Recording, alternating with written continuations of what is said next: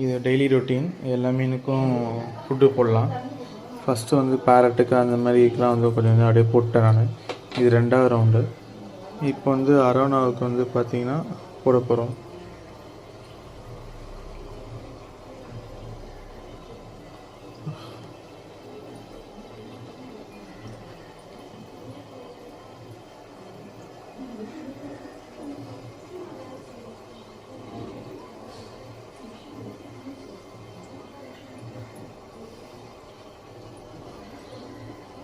Arowana வந்து farad food எடுக்காது, அதோட ஸ்டிக்கு தான் எடுக்கும்.